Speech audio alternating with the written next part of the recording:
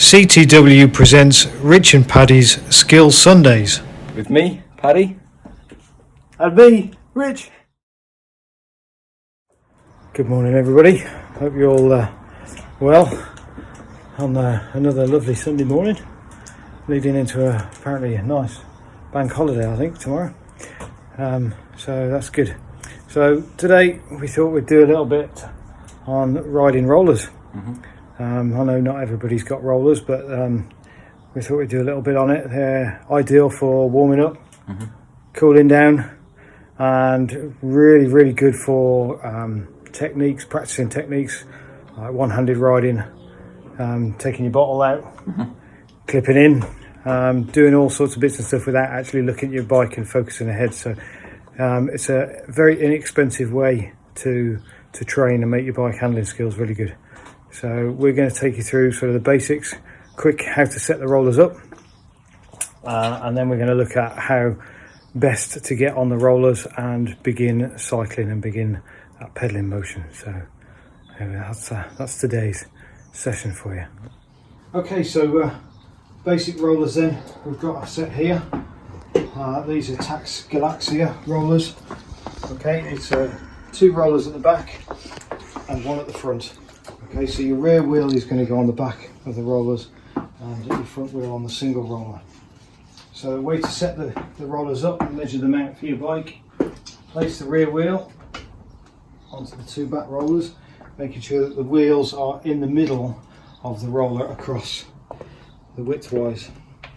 And then your front wheel, the front axle here should be 1 to 2 inches behind the center of the front roller. So if you dropped a straight line down there from the front axle and a straight line from the middle of that roller, it should be 1 to 2 inches behind. And that's so that as you build up speed, you don't actually roll off the front. So you're going to stay behind. That's your basic set. Okay, so getting on your bike when they're on the rollers. Once your bike's on the rollers, then straddle the crossbar or the top tube. Okay. Then you want to place both feet on the frame of the rollers.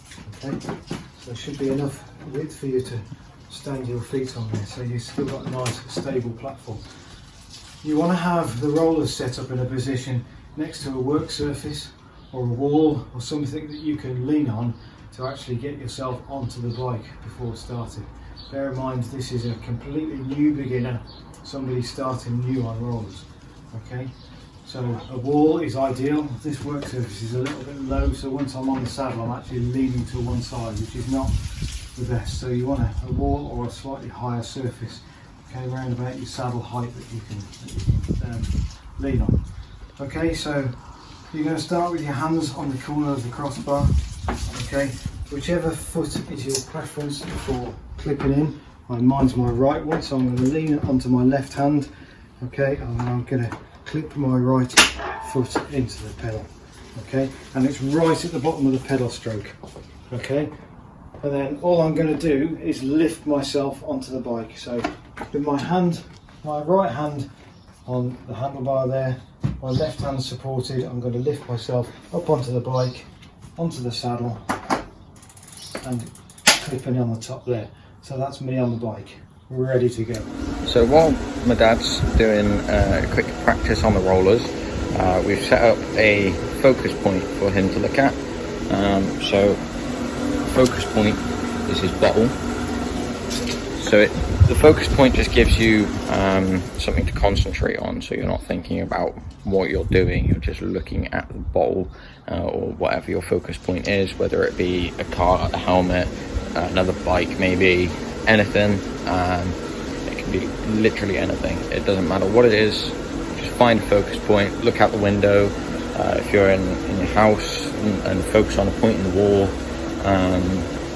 But the focus point just gives you something to concentrate on other than wobbling on the bike and trying to focus on what you're doing on the bike. Okay, so I clip myself in, I'm leaning on the side, loop, I'm not concentrating, I'm looking at my focus point, my safety person, is stood ready and waiting, and I'm going to build up my speed a little bit, try and engage my core, and I'm going to wibble wobble and move onto the handlebars when I'm ready. So I'm going to stop talking because it takes an awful lot of concentration for me, and I can only do one thing at a time. Playing my blows after all.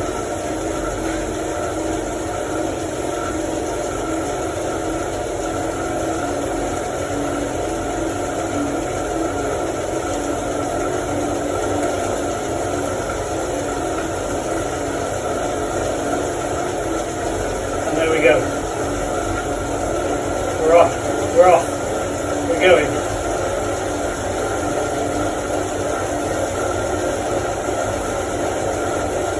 Tell them about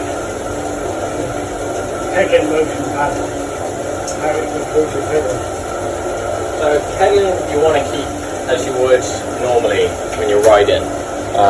So you don't want to be going spinning out your legs as quick as you can, like you're going downhill in a low gear. You want to be going around probably about an 80 cadence, maybe a bit lower, maybe a bit higher, because then you're going to keep a nice speed. You want to try and keep a good rhythm, and a good rhythm leads to more confidence and less wobbling. So as you can see, Richie's got quite a good rhythm. You're not hearing you're hearing quite a constant sound from the rear wheel on the rollers at the back.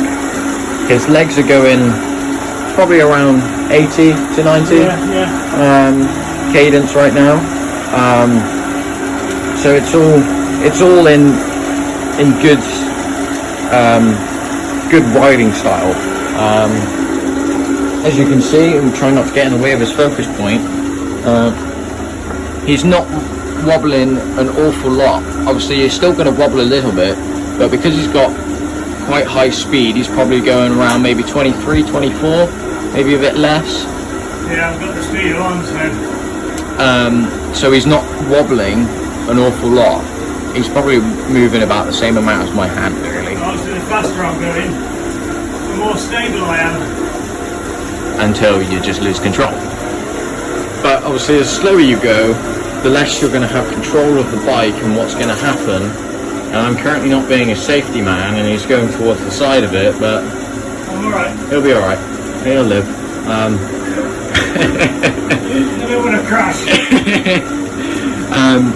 So he's got his hands up in the hoods near his brake levers. Obviously you don't want to be pulling on the brakes because it's friction free, you're creating a resistance, blah de blah de blah. If you hit the brakes, you're going to throw yourself off.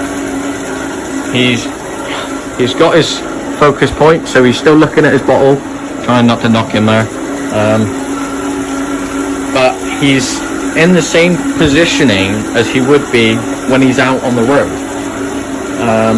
So he's not in any different positioning, he's not doing anything different to what he normally would. He's riding it as if he was on the road doing a road ride, besides the fact you're not going anywhere and you're just sat there looking like that. Yeah, increased speed, increased cadence, increased stability. Here we go. Up the gears.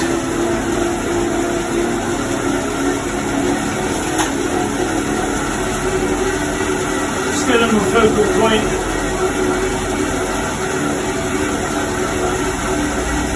Getting a little bit more confident now. Whoa.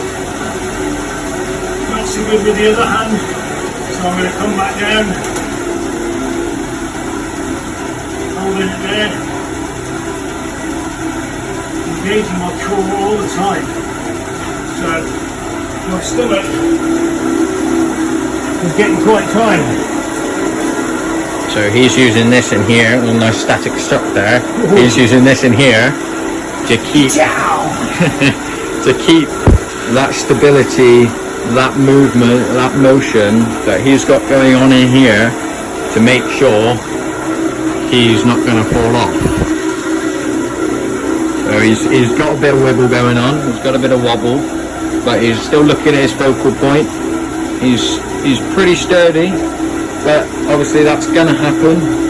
So he's now raising his hand off again. He's still got a bit of wobble. That's obviously going to come natural when you've not got a lot of balance with him. Hey, Huh? need more balance. What? Just say the truth. Try it on, shall we? So, focus, core engagement, lift the hand. That's good. That's because I focus more, you see. Focus, core, lift the hand. There you go. That's better. That's why it is good to have a focal point, because you focus on that point, you can then sub-think to lift your hand off, and then maybe to, without looking, reach down for a bottle. Maybe not pull out the cage yet, maybe just reach for it. So Yeah, so just see if you can do it. get a little more confident. I know I can lift my hand off. See if you can just touch the cage I without. always take my bottle with my right hand.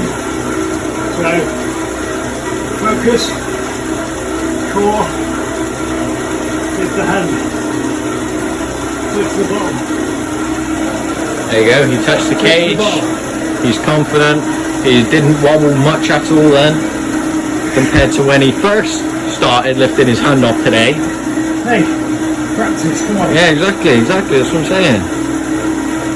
So he's doing it. He's not wobbling. He's still looking at that focus point. Just coming back. We're more upright now. So Come he's back from the hooves. slid his hands back so I can get 2 fingers within there. Try not to Don't move. push too hard. I didn't push that hard. You know, you can see all the sweat on his arms. He's really put in the effort for this one. And then focus. Really engage that core. And off again. Oh, there's a bit of wibble there, a bit of wibble there. Right. We go back. And I'm going to wind down now. So I'm going to slow down a little bit. I'm not going to stop. I'm still focusing on my bottle. I'm winding down. Winding down. Change down the gear. As you can see, starting to move around a little bit more. Although that's not too bad to be fair.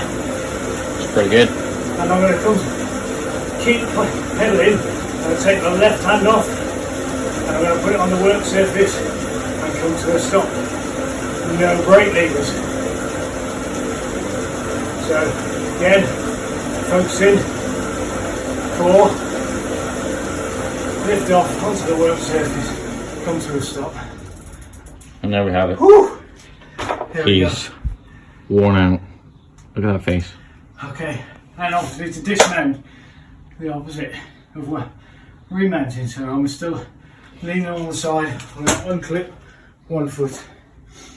I'm going to Hold on the brake lever. hold the brake lever so the bike doesn't actually roll off the rollers, because I'm moving my weight quite a lot now. Step down onto the frame, unclip the other side, step down onto the frame. And there we go. I won't show you me actually getting off the bike Because that's a struggle. because it's quite high. Karma for being I'm small. a little bit Sure. short. Karma for being small. Hello again, everybody. Paddy and I nearly forgot to finish off the video today. We did. To say our normal goodbyes. My daughter, Sian, she needed me for a cycling photo shoot for university, because obviously some of us have got the looks and some of us haven't. Try suggesting. But anyway, yeah, you saw us in the garage going through the bits and pieces about rollers. Just a recap on a few of those coaching points. First of all, have a wall or a surface to steady yourself so you can get on and off the bike and you've got something to lean against. How you mentioned about a safety person. I did.